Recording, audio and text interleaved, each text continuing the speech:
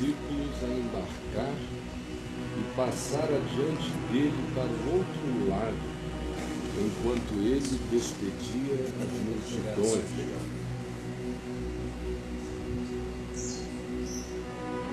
Mateus, capítulo 14, do verso 22 em diante. Logo a seguir, compeliu Jesus e os seus discípulos a embarcar e passar adiante dele para o outro lado, enquanto ele despedia as multidões. E despedidas as multidões, subiu Jesus ao monte, a fim de orar sozinho. Em caindo a tarde, lá estava ele só. Entretanto, o barco já estava longe, a muitos estádios da terra, açoitado pelas ondas, porque o vento era contrário. Na quarta vigília da noite, foi Jesus ter com eles andando por sobre o mar. E os discípulos, ao verem-no andando sobre as águas, ficaram aterrados e exclamaram: "É um fantasma!" Mas Jesus imediatamente lhes falou: "Tende bom ânimo, sou eu, não temais."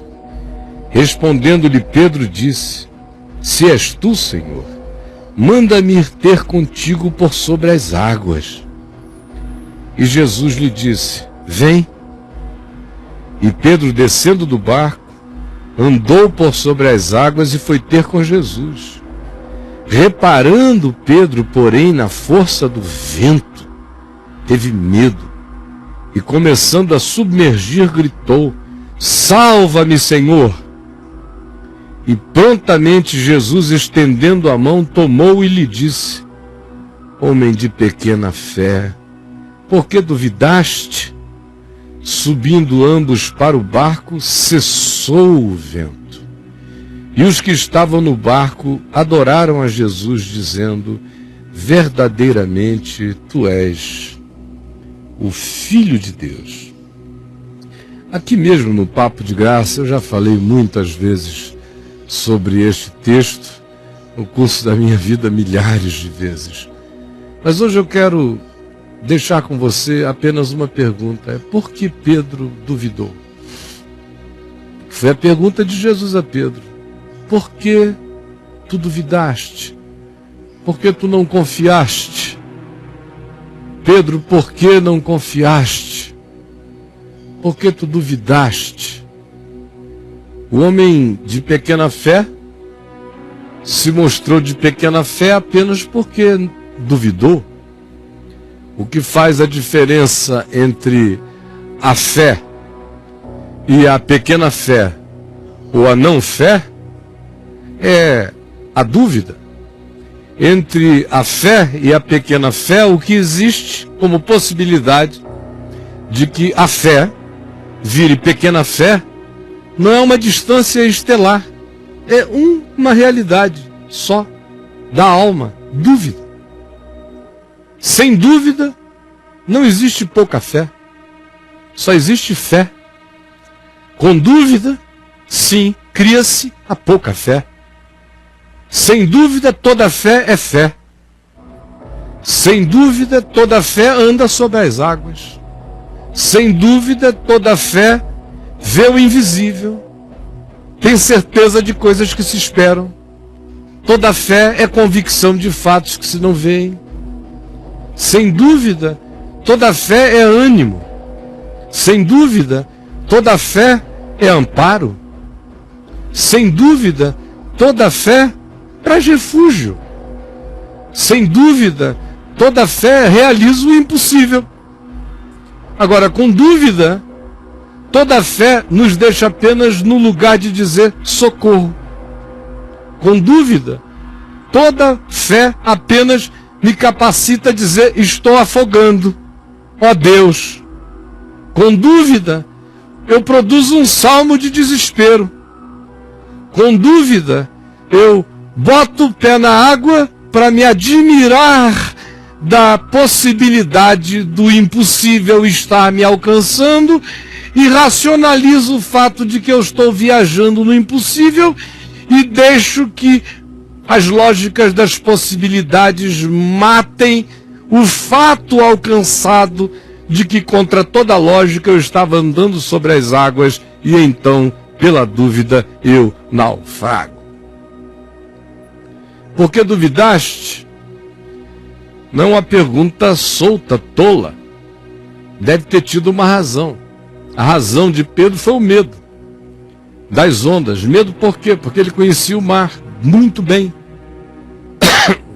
Se fosse o ignorante, que não conhecesse nada do mar da Galileia, provavelmente tendo reconhecido que era Jesus e tendo tido a coragem de dizer, se és tu, manda-me ter contigo, tivesse ido. Se fosse só um agricultor que tivesse falado aquilo, mas como Pedro era um pescador, e um pescador do mar da Galileia, e como ele achava que conhecia o mar da Galileia, os peixes do mar da Galileia, os tufões, os ventos, as canalizações impiedosas de ventania e tempestade, como ele conhecia aquilo desde menino, como ele se criara ali, ele, de repente, surgiu no coração dele a ideia de que ele conhecia o mar melhor do que Jesus. Melhor do que Jesus. Depois que ele já estava andando sobre as águas, veio o medo e disse, que loucura é essa? Eu conheço esse mar. Quando ele disse, eu conheço esse mar, ele afundou. É quando o nosso conhecimento humano trabalha contra a confiança. Conhecimento humano é maravilhoso, enquanto eu estou trabalhando com as rotinas da existência. Mas quando se interpõe na rotina da existência a manifestação do absurdo, do inusitado, ou daquilo que seja inumano, ou maior do que o humano, ou sobre-humano, ou sobrenatural, ou supernatural, ou paranormal, ou seja o que for, ou simplesmente absurdamente maior do que eu, nessa hora, meu amigo, ou eu tenho o descanso da confiança, ou então eu vou racionalizar, porque eu digo, dessas coisas eu entendo, esse é o meu mundo, eu sei como funciona, então eu estou viajando a viagem de um besouro, só estava voando porque não tinha me lembrado que eu sou mais pesado do que as minhas asas conseguem transportar. Por isso é que eu estava, era a ignorância, era a minha burrice que me estava levando. Mas como eu sou o Pedro, que nasceu aqui, eu sou cientista de pesca, dessa oceanografia do Mar da Galileia, eu sei tudo. O pseudo-conhecimento dele destruiu o que nele estava acontecendo, que era a confiança se estabelecendo como tranquilidade repousada em Deus, para além dos fatos lógicos da impossibilidade de um homem caminhar sobre as águas, simplesmente porque ele cria em Jesus, e era Jesus que estava nas águas, e sendo Jesus, nada era mais água e nada era mais terra. Todo o chão era apenas a palavra de Jesus. E como Jesus tinha dito a ele, pode vir, e ele creu na palavra e foi, se ele tivesse prosseguido caminhando, ele teria ido, mas de repente a palavra de Jesus, que era o chão no qual ele caminhava, ficou subitamente relativizada pelo cientificismo das racionalizações lógicas do Pedro, que empiricamente conhecia muito bem o Mar da Galileia e sabia que o que estava acontecendo com ele era uma impossibilidade. Como ele viu os ventos, sentiu os ventos e viu as ondas encapeladas, ele disse, é o dia ideal para morrer. Fez essa racionalização toda, e enquanto ele racionalizava, ele afundava, porque de fato o racional era não ter dito, nunca ter dito, Senhor, se és tu, manda-me ter contigo andando por sobre as águas. Racional era dizer, que bom que és tu, Senhor, entra no barco. Mas não, ele não quis ser absolutamente racional quando ele admitiu a irracionalidade de que Jesus estava andando sobre as águas, o que já era irracional, mas seria uma irracionalidade menor. Dizer, bom, é half irrationality. Tu estás andando sobre as águas, é uma irracionalidade. Eu estou flutuando no barco, é uma racionalidade. Então vem para o barco. Agora ele disse, manda-me ter contigo. Jesus disse, vem. Ele dobrou a irracionalidade. Dobrou, então ande na fé. Bote os pés no chão da palavra e ande. Porque foi Jesus que falou, não foi você que decretou. Se fosse Pedro que tivesse usado a fé rema, aí, meu Deus, Jesus ia dizer: estúpido, por que tu decretaste? Homem de fé fantasiosa, por que construíste esse pulo para o suicídio? Por que pulaste do pináculo do templo? Se Pedro tivesse dito: eu decreto que eu vou andar sobre as águas, teria afogado no seu decreto, mas teria de fato sido apenas o óbvio. Mas como foi Jesus que tinha dito: vem? Quando Jesus diz vem, ele pode estar do lado que esteja, ele pode estar do outro lado da galáxia. Eu vou andar no invisível até lá. Se ele pode estar do outro lado do Oceano Pacífico, eu vou caminhar até lá. Ou ele pode estar a 15 metros de mim no Mar da Galileia, ou 20 metros na escuridão, dizendo: vem, uma ponte está feita, a palavra é o chão, e eu vou. Agora, é olhando para Jesus e andando na palavra, sem permitir que as pseudo-racionalizações queiram agora me fazer construir uma equação para a fé que anda sobre as águas. Aí eu vou sobrar. Tem muita gente que não consegue confiar também, porque acha que conhece tanto uma determinada coisa, conhece tantos fatos da vida, se sente tão realista, que diz: eu não vou jamais confiar que todas as leis de Murphy não vão convergir para me pegar. Eu não vou confiar, não tenho como. A única coisa que eu consigo é lutar até morrer, mas confiar, fazer tudo com paz e confiar, eu não consigo. É irresponsável demais, é antirracional demais, eu não consigo confiar. Também por essa razão, pelas razões de Pedro, pelas suas razões. E eu no início falei das razões traumáticas, das razões psicológicas diversas. Um pai opressor gera um coração desconfiado. Uma mãe inafetuosa gera um coração que não consegue descansar no amor. Que não consegue também descansar no amor de ninguém, nem de Deus e nem do próximo. Tem gente que endurece mesmo o coração e diz: olha, aberto até para isso, aquilo outro, mas nessa área está pedrado. Cimentei, nem Deus entra. Mas a minha pergunta para você é essa: por que você não consegue confiar? Porque é tão difícil confiar. Qual é? Você de fato nunca conheceu a Deus, nunca provou a realidade de que Deus é bom, nunca experimentou mesmo. E se nunca o conheceu, dificilmente confiará. A confiança decorre de um encontro com o caráter de Deus, com o amor de Deus, com a pessoa de Deus, com a fidelidade de Deus, com a presença de Deus, com o flagrante que eu sou para Deus e como Ele trabalha esse flagrante em meu favor, com graça, me amando e tentando todos os dias, com sutil soberania, me conduzir para um lugar de luz, compreensão, entendimento e fé que assambarca a tranquilidade da paz e do descanso. Mas a gente reage e ele trabalha, mas quem confiará se não o conhecer? Confiará o quê? Numa noção, num conceito, numa ideia, numa abstração? Não. Na hora que o bicho pega, as abstrações acabam. Na hora que o câncer chega, ou Deus é verdadeiro na vida da gente, ou não serve mais a confissão de fé de Westminster, nem o catecismo da igreja. Na hora que a falência quebra você todinho, não há socorro humano, ou o Senhor é o seu refúgio bem presente na tribulação, ou, meu amigo, passam na cabeça todas as ideias de autoaniquilação ao desaparecimento pela terra sem que se volte jamais.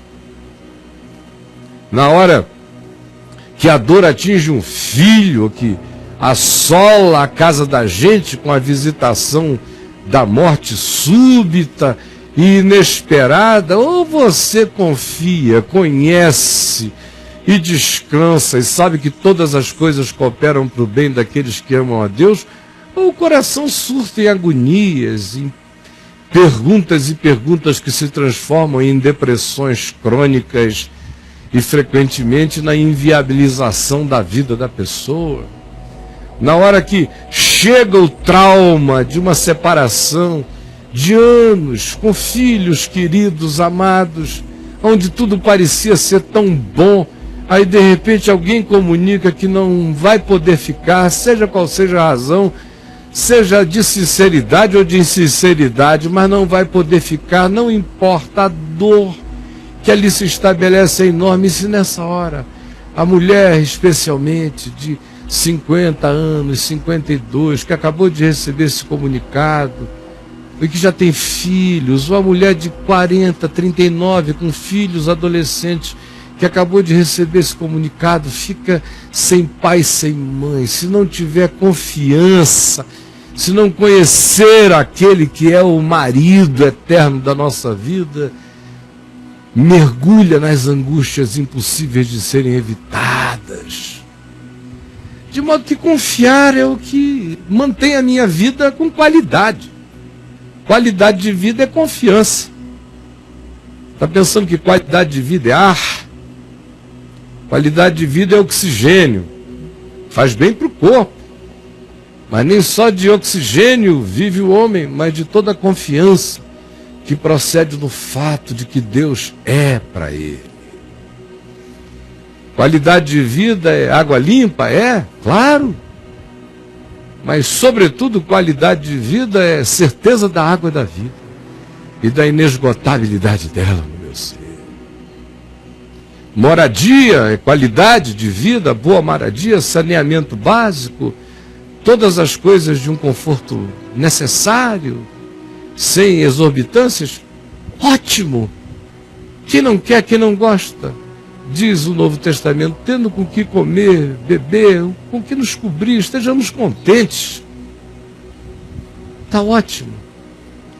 Todavia, meu querido, minha querida, frequentemente, quando essas coisas nos tinham sido dadas e de repente a gente as perde, quando não há confiança, o indivíduo se sente destelhado, descoberto, desguarnecido, homeless.